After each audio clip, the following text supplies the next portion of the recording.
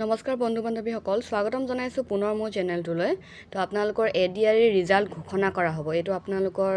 কেতিয়া ঘোষণা কৰা হ'ব আসাম পুলিচৰ ৰিজাল্টৰ বিষয়েও আপোনাৰ মাননীয় মুখ্যমন্ত্ৰী মহোদয় আৰু আমাৰ মামাই কৈছে অলৰেডি তো সেইটো আপোনালোকক মই ক'বলৈ আহিছোঁ কেতিয়া ৰিজাল্টৰ ডেট ঘোষণা কৰা হ'ব আৰু মামাই ইয়াৰ সন্দৰ্ভত কি ক'লে তো আপোনালোকে ভিডিঅ'টো শেষৰলৈকে চাই থাকিব এডিআৰই ৰিজাল্ট কেতিয়া দিব মই আপোনালোকক প্ৰতিশ্ৰুতি দিয়া অনুসৰি একেবাৰে মাৰ্চ মাহৰ 7 তাৰিখৰ আগতে আমি এডিআৰই ৰিজাল্ট দিম প্ৰত্যেকখন বহি বা ওএমআৰ চিট এনসাৰ কি এতিয়া আপোনালোকৰ হাততে আছে গতিকে সেবাই ৰিজাল্ট দিয়ক বা নিদিয়ক আপোনালোকে নিজেই ফলাফলৰ আকলন এটা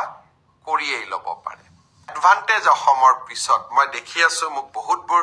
প্ৰশ্ন সুধি আছে কিছুমান প্ৰশ্ন মই চাই লম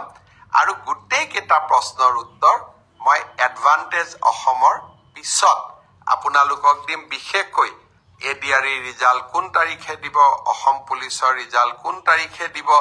প্ৰাদেশিকৰণৰ কাম কোন তাৰিখে আৰম্ভ হ'ব এই গোটেইবোৰ ৰিজাল্ট এই গোটেইবোৰ খবৰ গোটেইবোৰ প্ৰশ্নৰ উত্তৰ এডভান্টেজ অসমৰ পিছত দিম তো আপোনালোকে চাগে ভিডিঅ'টো চাই গম পালে তো ৰিজাল্ট আপোনালোকৰ 7 মাৰ্চৰ আগতে দিব বুলি কৈছে যেতিয়া আপোনালোকৰ ৰিজাল্টৰ লিংক ওলাই তেতিয়াহ'লে মই আপোনালোকক